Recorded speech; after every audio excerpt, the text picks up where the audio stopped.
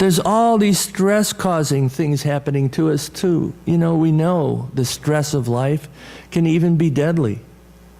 People drop dead from heart attacks in the midst of the terrible stress and pressures of the life. Sometimes it's a life they have chosen, but they really haven't cared for themselves very well.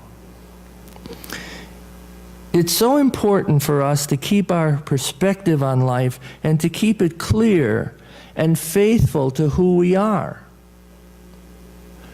I had a boss who used to get called in, and he was the one in, this was in a telephone company when I first started working.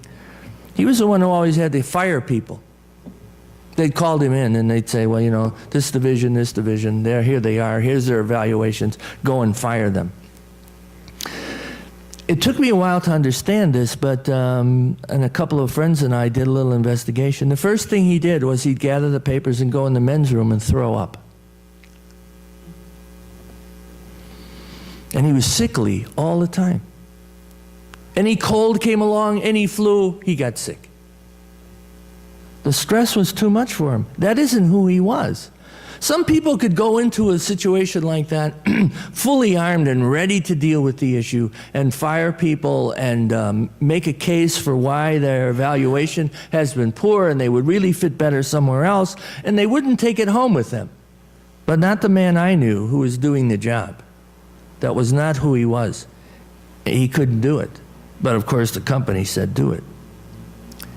So we need to keep our perspective on who we are first of all and look at the world through that perspective. I've always believed that the church's one real responsibility is in perspective keeping, helping all of us get together and take a look at things, trying very hard to see the world through Jesus' eyes. Not through our own eyes, not through the eyes of politicians we admire or respect, not through any other eyes but the eyes of Christ. How does God in Jesus look at the world? And is our perspective in line with that? There's always a temptation to see with old ideas in our heads, to look at things that are happening in the world and say, that's the way it is.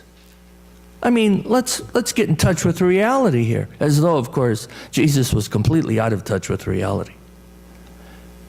And the arguments that sometimes we make about issues because we have learned to be a certain way in our lives, actually, that's what we're saying. If someone says to us, well, do you think that would be Jesus' perspective? We say, look, we've got to be realistic. Therefore, Jesus, of course, was not realistic. So why do we gather in a Christian church and claim to be Christians if our leader and our teacher was completely unrealistic? It's an unbelievable position, I think. In workshops, I was taught an exercise that I thought was really wonderful. You used to get 10 people together and you would deal out a deck of cards. And you would say to people, when you get the cards, you can keep the cards you get, or you can mix around with others and try to finagle your way into a better hand. But I'll tell you, there are 10 of you, and there are 9 prizes. The time I remember most was, and this was among a bunch of ministers, one minister's hardly ever played poker, by the way. Man was dealt 3 kings. He says, I'll get one of the prizes. 3 kings is a good hand. I couldn't possibly be 10th. Even if I'm 9th, it's okay. I just don't want to lose. What happened? You have any idea? He had the worst hand. People talk to each other, say, have you got some of these? Have you got this? Have you got that? People switch cards around. Finally, they lined them up according to the, who's got a royal flush all the way down. The 3 kings were last. An old perspective. In a game like that, it's not like a poker game. You can't ask everybody to exchange cards with you. You got to think entirely in different ways in order to get this way. This exercise is used actually for churches that won't change. Churches that say, I've got 3 kings, I'm doing pretty well. I'm not going to make any changes. There are 9 churches ahead of you all the time. And will the 10th one survive? That's the real question. In many cases, no. This perspective has to be very different.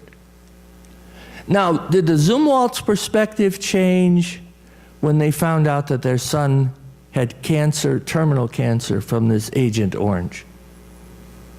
Because if you remember, those of you especially who love history, you remember when that Agent Orange controversy came up, we were told, oh no, that didn't cause any problems.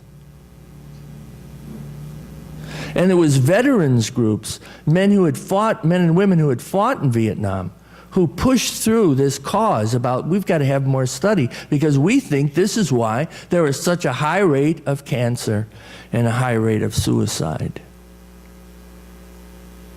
And they were right. It was ordinary people who said we've got to take an entirely new look at this. See, this perspective and healing and loving, all these things can't be separated out. We can't be saying, well, this doesn't really fit in here, you know. A perspective is something very important about everything that we do.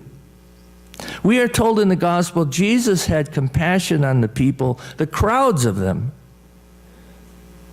And when Jesus has compassion, the power of God is engaged, and the kingdom of God is present at that moment when God's compassion is invoked.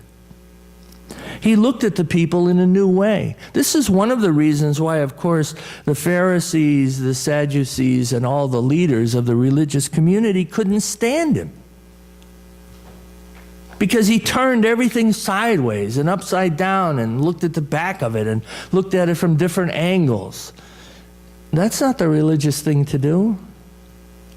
The religious thing is written down somewhere. Just go find it, and it tells you what to do. Some churches even have books of order and various kinds of papers. Imagine some places like the Vatican full of directions about everything that the church does. The disciples, and presumably you and I, are sent out to spread this compassion and this teaching about a completely new reality.